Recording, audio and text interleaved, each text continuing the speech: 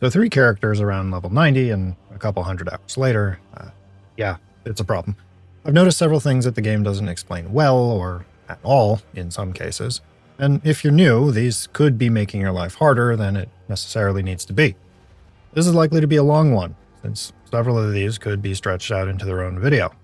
There's chapter markers down in the description for easy reference. Hey, maybe while you're down there, hit the YouTube buttons. Help more people get information with minimal fuss, yeah?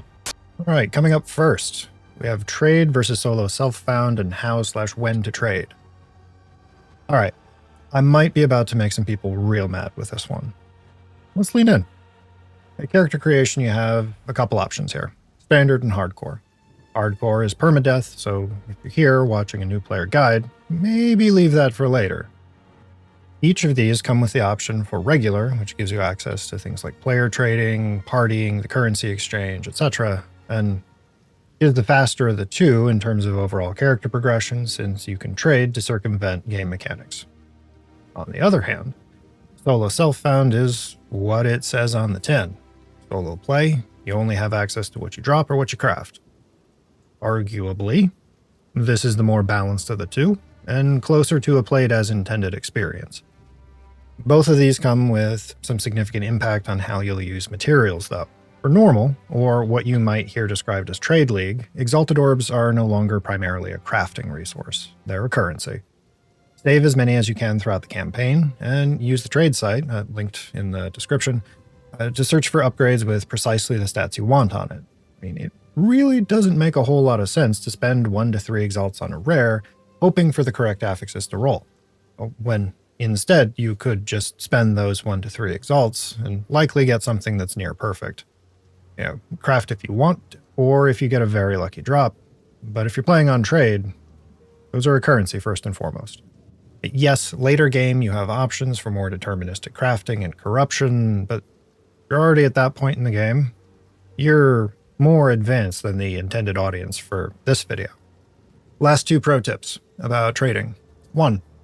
Filter by Exalted Orbs on the site. Grats, you're not overpaying anymore.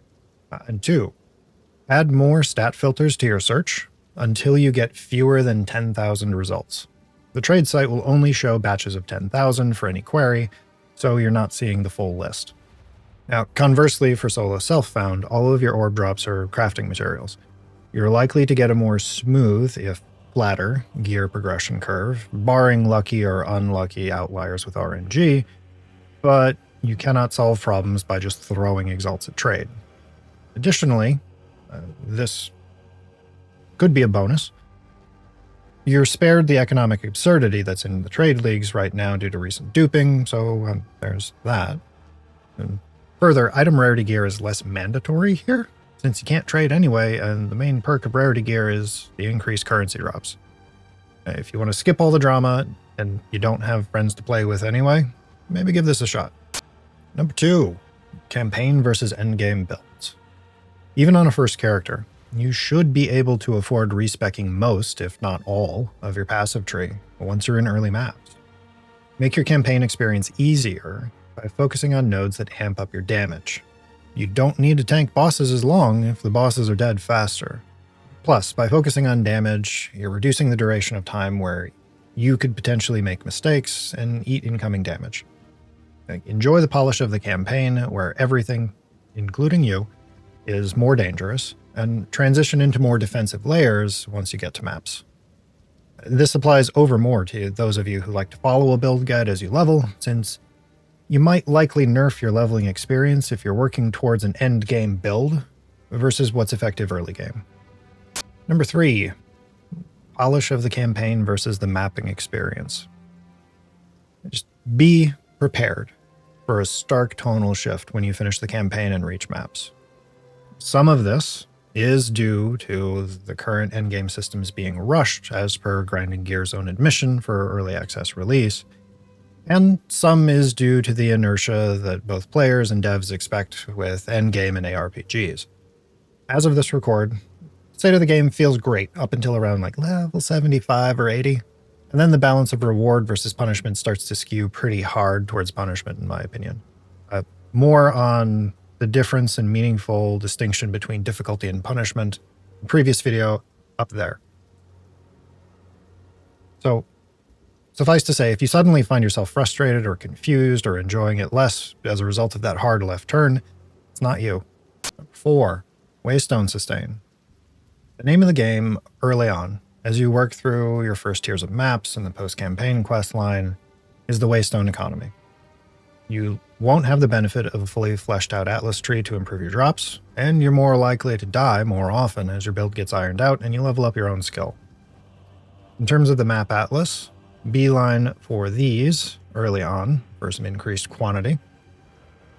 Then, as you work through, you can respec to shift over to the % increase of tablet modifiers up here, or increased quantity of waystones, or rare and unique monsters having more modifiers, so you get more drops off of each thing. That's a topic for another time. Early on, focus on the quantity and rarity. In terms of getting waystone drops, bosses tend to drop those with a higher quantity versus regular maps. So prioritize your higher level stones on those nodes until you can get maps with silly amounts of plus X% mods attached to them. You spend your lower level stones on towers, these, or naked nodes as you're working your way towards the juicier ones. For upgrading stones, your highest tier gets alchemade. Everything else gets magic orbs until you're swimming in the orb that makes the magic item into a rare or extra exalts. So just to walk through that real quick, we'll take this random tier 11 that I have on my ranger. So it's a normal, with an alchemy, becomes this. So increased quantity, increased rarity, extra magic mobs, extra rares. So all of those 4 prefixes are pretty great.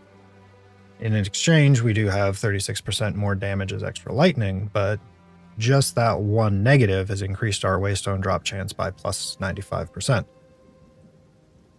So if your highest tier stone, instead of getting all of these positive affixes, gets mostly negative ones, you can spend an X or 2 to hopefully roll some positive ones on. Since this guy already has the 4 positive ones, if I put an exalt on it, I'm probably going to get another negative. Let's see. Yep. So we got the 25% chance to steal power, frenzy, or endurance charges. Number 5, towers, tablets, and juicing maps. This one's really only going to get the most cursory overview just to get you started, but know that you can go far, far deeper min-maxing this mechanic. So if we look at our atlas, you can likely see all these towers around the map, right? And then if you're at the Ziggurat Refuge, you can see these circles around the map as well. Each of these circles corresponds to the tower at the center of it, and that's that tower's area of influence. So what you would do here is clear your way to the tower. Ideally, spend a low-level stone on this, just because monster density, map layout, and total number of rares and monsters isn't great on these maps right now. Not to mention they're kind of annoying to run, depending on your class, of course. So you clear it out, and then you come back to it on the map. It will open up a new option for a tablet. Tablets are random drops you'll get as you work through maps in breaches or rituals or delirium. These come in normal and magic rarity on drop, and you can spend transmutation and augment orbs on them to add affixes, which you should absolutely do. Once you put the tablet into the tower and click the button, that tablet's effects, like in this case, 5 maps in range are irradiated, get chosen at random for any of the nodes that are within that circle. This gets spicy when you have multiple clusters of towers with multiple overlapping circles, because in addition to the initial effect, like in this case, that irradiated maps, I would also get 9% extra XP gain for everything within that tower's radius. So, for instance, if we look at this guy right here, because of all of the towers I've unlocked so far, and I still have these 2 that I can go put stuff in, it comes with 5% increased XP gain, 20% increased quantity, 12% increased rarity, and 26% increased waystone drops. So it can get pretty silly, and this is nothing compared to the kind of absurdity you can put in. So ideally, the way you interact with this system is you find the maps that you really don't like running. Val Foundry, I'm looking at you. Or maps that generally don't have the best monster density. You'll use your lower level or your worse waystones on those. Clear to a tower, plunk in the precursor tablet, and then you would come back and run stuff like this guy. Once it has all of those extra modifiers and extra like league mechanics, that your breach, your delirium, your irradiation. Related to the Atlas and the Waystone Quest mechanics here, I've had a couple people ask me about this, so just real quickly. You don't have to do the tier of the map that the quest says to get progress. Anything higher than that tier also counts. You know, like let's say you're on step or tier 2 of the quest, and your Spark Mage, how original, can do 15s while you're playing one-handed and browsing r/Grim Dank with the other. Cool. Those 15s will count towards your tier 2 completion. Don't overthink it. All right, number 7, item rarity and arguments on statistics. So, item rarity is a hot topic right now. And depending on when you're watching this, Grinding Gear may have likely already made some changes since this record. Right now, item rarity affects everything that drops, both items and currency. Yes, there are arguments to be had about diminishing returns and effective sample sizes for meaningful statistical analysis. None of that matters to you right now, Ryan, the newer player. Until it gets changes, item rarity on the standard or trade league is arguably the best stat you can get, because it affords you more opportunity not only for loot, but also to be able to participate in the player-driven market. Realistically, any build can fit around plus 100% item rarity on gear with minimal impact, or I was about to say cost, but item rarity gear is the main reason why gear is so stupidly expensive right now. So you may as well get like 100 to 150% just for the quality of life perks. More X means more upgrades. Now, that said, as you progress further, it may be more beneficial to focus on item quantity once you have a solid foundation of rarity on your gear. The reasons for this are twofold. One, as you learn how to interact with towers, you get affixes on your stones and other systems, you'll get likely both quantity and rarity on your maps. And two, pulling the lever on the slot machine more often for the same effort is statistically your best shot at RNG working in your favor. Number 8, how damage works. Damage in Path of Exile is complicated, but not terribly difficult to wrap your head around if you understand some basics. First off, wording matters. Any node that says plus X% increased damage is additive with other modifiers of the same type. And any node that says plus X% more damage is multiplicative with that previous sum. Without getting bogged down too far about nuance of math, both are good. More is better than increased. When looking at nodes and support gems, take a look at the tags on your specific skill or spell. If we look at Lightning Arrow, for instance, we see AoE, Projectile, Lightning, and Chaining. So things which modify any of those damage types or characteristics apply to the ability. Further, by checking the percentage of the conversion happening, right here it converts 40% of Fizz to Lightning, you can math out which facet of the ability to prioritize. Following that, the more damage multiplier comes in after the fact to do tasty math things and make you stronger. Check the tags, see which one you want to focus on tweaking, add supports and nodes to push it, and then get multiplicative modifiers if at all possible. Continuing, enemies have resistances too. Several nodes around the passive tree, as well as some supports and other gems, grant you resistance penetration. Get enough of it, and you can take mob resistances to 0. You know how badly things hurt if you try to map with minimal resists? Turn the tables. You're the rare mob now. Number 9, indirect priority on controller and console. This one is either an odd bug or a workaround. We'll see what changes come over the next several months of early access. If you leave The A or X button on your controller, unassigned, or have the interacty hand on it down here. I'll zoom that way in so you can see what I'm talking about. You'll now be able to interact with loot or death crystals or whatever, even when there's mobs around. Thank me later.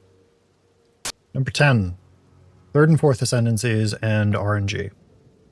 You're guaranteed access to the first 2 Ascendancy trials through the campaign, which you can do then and there, or come back to after you've leveled up a bit more and you're stronger for a less frustrating experience. Your third and fourth Ascendancies are tied to RNG drops. So these will drop, your Jinbaria or your Inscribed Ultimatum as you're continuing to work through the rest of the campaign and then maps. Just because one drops doesn't mean it's automatically going to grant you extra points. Weird, I know. So if you mouse over one, if we look at this Jinbaria, the area level is 71. You have to do 3 trials. I'm pretty sure I dropped this during Cruel. Well, no, that was 71. That would have been early maps. So if you look at it, it says completing this Ascension trial will not grant additional Ascendancy skill points. So if for whatever reason I wanted to go farm a level 71 version of the trial, you can do that. You're just not going to get extra points for it. Conversely, if we look at this one is level 77, comes with 4 trials, and the tooltip is orange, specifically saying that this Ascension trial will grant additional Ascendancy skill points. Be sure you check this before you plunk it in thinking, oh yeah, I'm going to go knock out last set of Ascendancies, and then you're sad later. All right, 11. Yes, Merc reloading feels bad and is especially broken on controller. From conversations I was having with some people in our Discord, it seems like aiming is in itself an action. So there isn't a fix for it as far as I know right now. In the meantime, try to reload manually before using the last bolt in the magazine as a workaround. And if you're playing on controller, be sure you're not wiggling that right stick. All right, number 12, defense layering. Yeah, you can, and arguably should, get through the campaign without any real defenses, so long as you stack enough damage, and you're on point with your Solaire rolls. This stops working in maps. Unfortunately, or fortunately, depending upon how masochistic of a bent you have, mob damage scales hard enough that leaning into only one method of defense, in this case meaning armor, evasion, or energy shield, is likely inadequate. Further, until Grinding Gear makes some changes, right now armor is just mathematically inadequate for end game activities. So we're going to focus on the other 2 for the time being. Yes, before you take to the comments, yes, armor is more fine in hardcore. Playing hardcore seriously, you likely don't need any of the information I'm presenting in this video. I mean, it's cool that you're here. Hi. Comment your favorite emoji or something. Evasion is really that bit from Anchorman where 91% of the time it works 100% of the time, but doesn't protect you the other 9% and you get splatted. While Energy Shield can reach truly stupefying effective health numbers.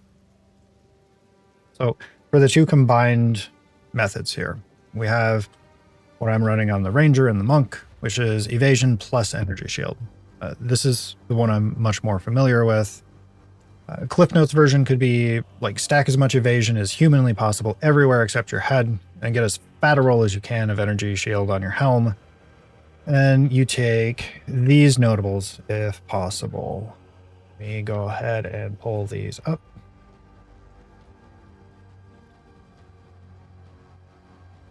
Bestial Skin for increased evasion rating on your equipped body armor.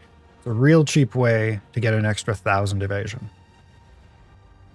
Well as this guy, where you get +2 evasion rating per 1 maximum energy shield on your equipped helmet. So say you get 400 energy shield, that's an extra 800 evasion. Nice. From there, you take acrobatics, which is over here on the far right side of the tree. Provided, of course, you can still hit 80+% evasion after the 70% less evasion rating penalty.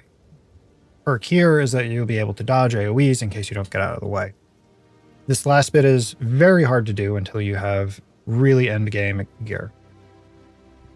If you really wanted to lean into the evasion and energy shield thing even further, you go ahead and take Grim Feast and Ghost Dance.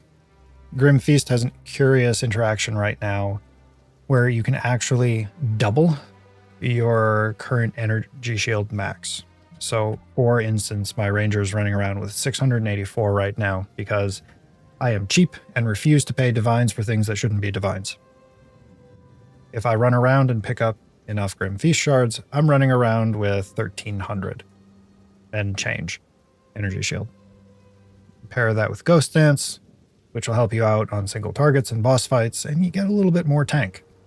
As for energy shield stacking with evasion secondary and or a shield, this is basically the previous example, but backwards. Lean into all of the plus energy shield nodes you can. This is easier to path to on casters. And have evasion as a flat percentage chance to not chunk your barrier. Add in a shield for extra resists and a way to get through recharge time, and you're golden. Salt in Chaos Infusion or similar nodes based on your desired outcome and what you're willing to give up to get there. Number 13, melee or physical skill, mana costs, and skill levels. Melee and physical skills tend to scale differently than their spell counterparts. Before we even consider increases to like stat requirements, generally you're looking at like a 5 to 8% increase in attack damage or like an 8 to 12% increase in mana cost. Sometimes these also come with changes to other effects like AoE size, duration, etc. But this is one of those times it really does pay to check the tooltips before you mindlessly upgrade all of your everything and then suddenly wonder why you're going out of mana in 3 swings. Also applies to spirit gems. Check the tooltips. Number 14, on-use keys. Later on, entry keys to activities are consumed on use. Off the top of my head, this applies to the 3rd and 4th Ascendancies, your Inscribed Ultimatums, your Jinbaria, with the additional tri-key for the Chaos Trial, which is this guy, the Cowardly, Deadly, and Victorious Fates. As well as things like Pinnacles, Breach, Ritual, etc. bosses, and Citadels are one-attempt ordeals. Yes, this is lame, punishing, counter to how the campaign taught you, and encourages players to seek out spoiler content to avoid having their time disrespected.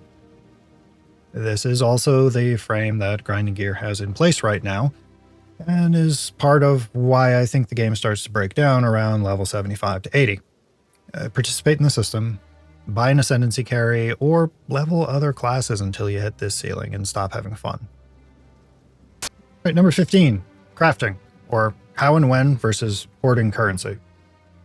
For crafting, we already kind of covered it when discussing the choice between Trade League and Solo Self-Found, but for the chapter marker enjoyers, if you're playing on Trade, Exalts are currency, unless you get a very lucky drop, full stop.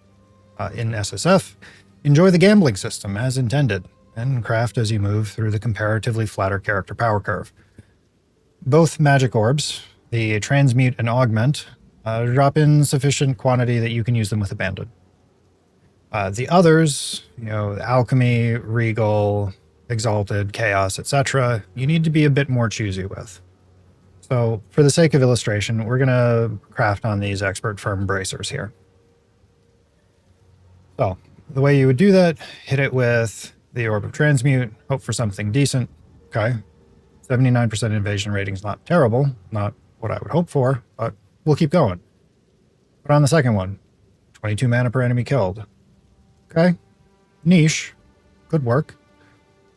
Let's say I needed to solve some mana problems and it was like, all right, let's see what else I got. Then you bring in the Regal. 5 to 9 Fizz. If you hold down Alt or R3 as you're crafting, you can see the tier and where your role lies in the range that each stat can have. So generally speaking, if you get multiple like tier 1s outside of a couple specific ones, maybe best to start over. From here, and you want to roll the dice, let's just burn 3 more X. Why not? 2, 3. So we wound up with 91 max life, not terrible. 5 dex. Terrible. Least 5.5% of physical attack damage is mana. Meh. So, at this point, unless I had some very specific holes in my build and didn't need resistances or attack speed or anything else that's more important, this is now a shard. Big whomps. That said, you can get very lucky with crafting. This bow right here, my advanced dual string that I'm still running on my level 90 ranger because, well, I don't have dozens of divine right now. I got this in cruel. It dropped with some decent stats. I put some X into it and it rolled that. So you can get lucky and those can carry you quite far. Just know that the odds are not in your favor here. Yes, there's further nuance to mid to late game crafting, but here, chances are you're not in that part of the game yet. Right, number 16, Anointing Amulets. So I didn't see any tutorials for this last one in my first playthrough, so perhaps the explainer for it is baked into Act 4, 5, or 6 that we don't have yet, or I'm just blind and missed it. If you open your passive tree, let's go back over here and look at a specific node. We're going to use High Alert for this example. Now you can see it gives you the effect. You hold down Alt, or I believe it's R3 on controller, you'll see a list of distilled emotions. In this case, it's ire, greed. Distilled emotions drop from maps with the delirium modifier and can be used to grant that specific notable onto your amulet like an enchant or a rune. So the way this works, let me go grab an amulet real quick. Yeah, you already have High Alert. You'll do. So if you right click the distilled emotion, put your amulet in, the order you put them in from left to right matters. So if you recall from High Alert, it's ire, greed, right? So if we go ire, greed, we could then hit instill and get the benefit of the High Alert notable without having to path to it. So depending upon what gaps you have in your build, this lets you fill those in quite nicely. Some strong contenders here, High Alert, as I mentioned, and Overwhelming Strike. Less familiar with casters. I'm still working on a Sork right now. Dig around, see which one looks interesting and which fits for your build, and what you can save a grip of points to by not having to path to it. Just know, some of the emotions are far more expensive than others because they're either more rare or they drop from higher tier activities. So, just like real life, some emotions cost you more money. This system also works on Waystones as well, but it adds unique additional modifiers. So let's plonk this guy in here. So this is on top of the affixes that exist on the Waystone itself. So if I was going to hit instill here, we'd get 40% increased magic, increased rarity, and a 24% increase to monster health and damage, or damage resistance and damage. Tinker with that later on, though, once you have a better grasp on the game and your character. All right, and rounding us out here, we have the currency exchange, provided you're playing on Trade League. You go to the NPC, where you can gamble for gear. They also have a service called the currency exchange. Essentially, as you transition from mid into late game, think of this as a free money machine.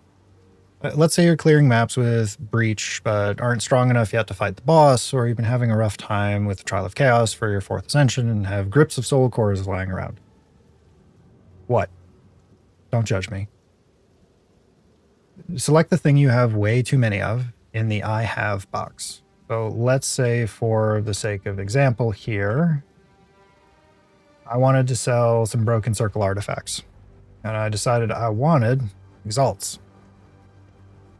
So for every 11 of these, I can get 1 Exalt. Depending upon the rarity of what you have, that's going to change the ratio of just how many Exalts you can get out of it. Right now, things like Soul Cores do quite well, especially the particularly rare ones. But these ebb and flow with supply and demand. So just because that thing sold for 25x yesterday, doesn't mean it will today. And it doesn't solve all your problems, but it's a nice, extra surprise money to help out your economic situation from time to time. There we go. There's 16, I think. Things that the game doesn't really explain well to new players that can likely make the game harder than it needs to be. Well, let me know down in the comments if there's anything you want more info on, or similarly, if there's something I haven't mentioned here but you think would be really important for new players, drop it down below. We'll make sure it gets seen. I've been Bald Squid. I'll see you next time.